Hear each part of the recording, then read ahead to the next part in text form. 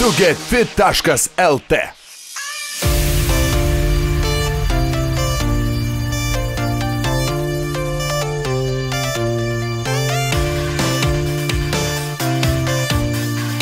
Tai kodėl visgi apsisprendėt, kad verta dalyvauti šitam projekte? Šis projektas tikrai yra geras būdas tiem žmonėm, kurie nenori eiti į sporto klubus. Tu gali sportuoti namie, tau nereikia kažkokio tai treniruoklio, tu gali tiesiog savo kūną naudoti ir tu tiesiog gali treniruotis tik tai tuo metu, kai tu turi tam laisvo laiko. Tai šitas dalykas tai tikrai yra labai geras. Aš tai manau, kad ištvermiai buvo labai gerų pratimų. Daug labai ištvermiai. Sporto klube kažkaip tiesiog darai pratimus, o čia buvo toks daugiau man ištvermiai palaikyti ir panašiai. Hunteris man prasitarė, kad pirmą savaitę gavo labai daug laiškų su verkšlenimais dėl treniruočių.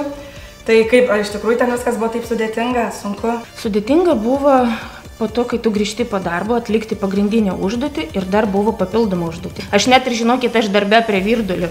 Kol prie virdulių stovėjo ar prie kavos aparato ir aš darydavau tos pritapimus. Kad po to vakarė ko mažiau reikia. Tikrai atsidavus buvo ten.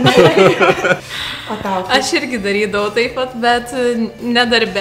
Namuose, aš turiu kokį pusvalanduką, greitai padarai kokius 30 pritapimų. Sunkiausia buvo daryti tą specialią užduotį. Aš dariau tą iškritimo užduotį, kur buvo specialus prizas. 80 burpių. Tas nebuvo lengvas.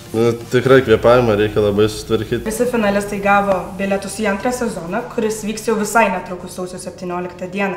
Tai kaip ta pirma sezono patirtis jums padės kažkiek? Aš manau, kad taip, su nuotraukomis daug bus lengviau daryti prieš ir po. Su nuotraukom tai tikrai lengviau. Bent jau nuotraukas. Ir šiaip, man atrodo, jau tas toks fizinis pasirengimas bus lengviau. O ką, pavyzdžiui, konkrečiai galėtumėt patart būsimiems TugetFit dalyviams? Nesustoti.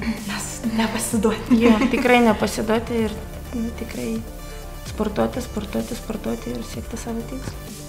Sveikinu 3. vietą, Gyti. Dėkui. Prašau. Sveikinam 2. vietą, Julija. Ačiū. Prašau. Ir mūsų nugalėtoja, Kristina. Ačiū.